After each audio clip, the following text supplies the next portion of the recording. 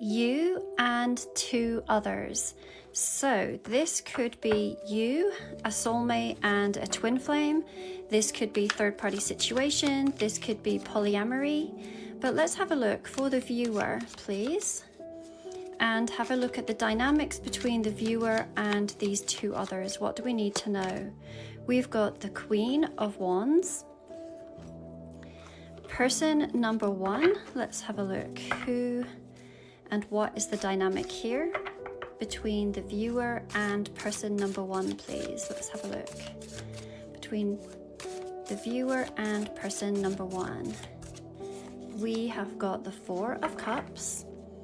And then for person number two, let's have a look at the dynamics between the viewer and person number two. And just to let you know, I actually have set up another account. It's not tarot readings. It is to do with all things oracle and soul related, especially relationships such as twin flames, twin souls, and soulmates. So I will link that below for you to see. We have got the Fool. So at the very center of this energy is you, and you're showing up as this Queen of Wands, someone who is incredibly magnetic, radiant, and impossible to ignore.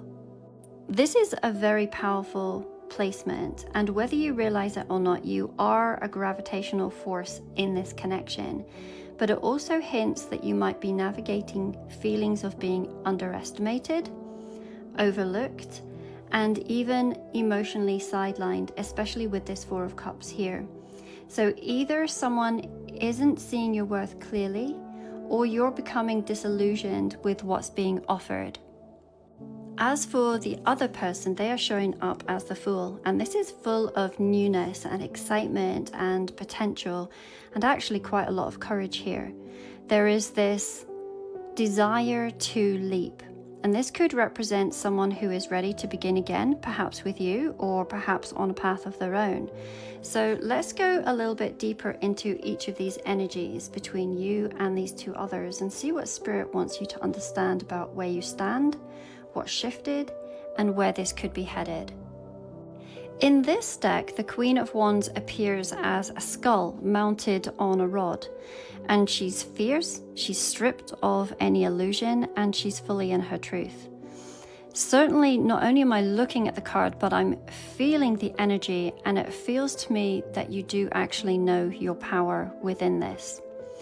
We can see that she is flanked by these two blooming hibiscus flowers. They are vivid symbols of beauty, desire, and attraction.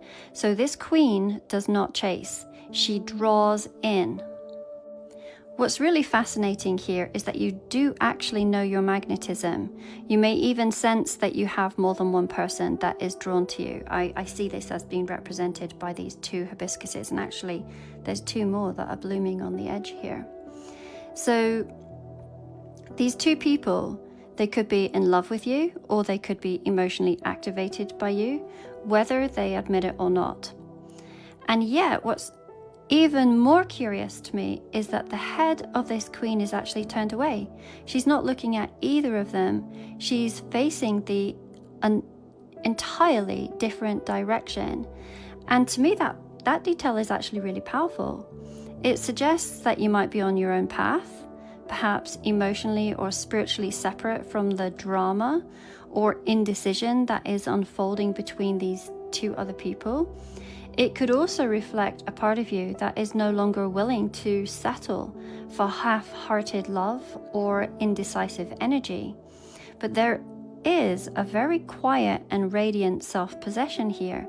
So you know what you bring, and the only question is, do they? So person number one, we can see within this illustration that there is this, she's always reminded me of Cleopatra-like figure, very elegantly reclined and lost in thought. And she definitely is surrounded with all of these offerings, gestures of love or affection, and yet none of them hold her gaze. Her eyes, they're turned inward, and her body language is very passive and contemplative. So this mirrors actually this Queen of Wands posture, the head is turned, they're facing elsewhere, and it creates this echo of two people that are circling one another energetically and yet not fully meeting eyes. To me, it feels like this person is very attracted to you. In fact, they might be doing a lot for you, showing up, offering support, perhaps even emotionally available in certain ways. And they could be someone who would, within reason, go out of their way to make you feel seen and cared for. And yet, it's not quite enough. So emotionally, there's something missing. There might be this subtle detachment, like they're showing up with action, but not with full-hearted emotional presence.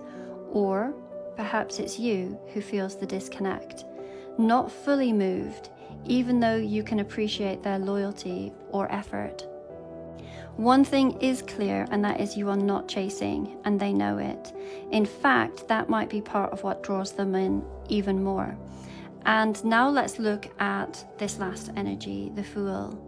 Someone who is either entering the picture or who is representing a fresh beginning. This card is electric with possibility. The Fool here is depicted as a woman who is dancing freely, as if there is no one watching, and perhaps no one is. Behind her is what looks like a distant planet or a moon, a terrain that is cratered or mountainous, giving the impression that she is somewhere otherworldly. This looks like pure freedom. It's untamed, it's unapologetic, and whoever this is, they've released the need for approval and certainty or even clarity, very much living from instinct and intuition and joy, not knowing what comes next and being completely okay with that.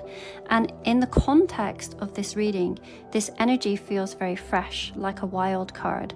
So this could represent somebody entirely new entering your orbit, someone who brings a very expansive and liberating energy into your life.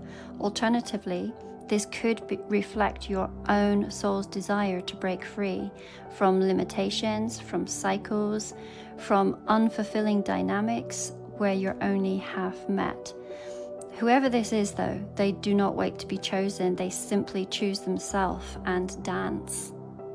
So this reading, it carries the unmistakable signature of someone who is magnetic and independent and deeply intuitive, and that's you. The Queen of Wands and the Fool, they seem to reflect very similar energy.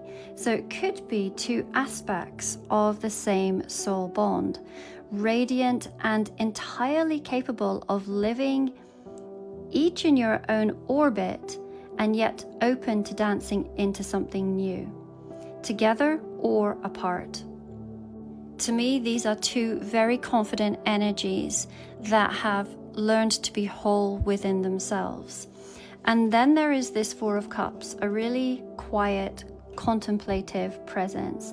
Someone who may adore you but struggles to meet the same energy or match it in the way that your soul now asks to be met. So the love might be there, yes, but perhaps not in the right form for where you're heading. As always, I like to remind you that this is a collective reading, and if you would like a personal reading, you can go to the link in my bio. Same-day readings have just been relisted. I know that there's been a number of you who are waiting. So same-day readings here, soul contracts here. The other offering that I have for you at this time is a midsummer candle ritual, and this will be open to just a few. Also, if you've made it this far and you have ever wanted to come hang out with me, then I have created an Oracle retreat that I'm going to be holding long weekend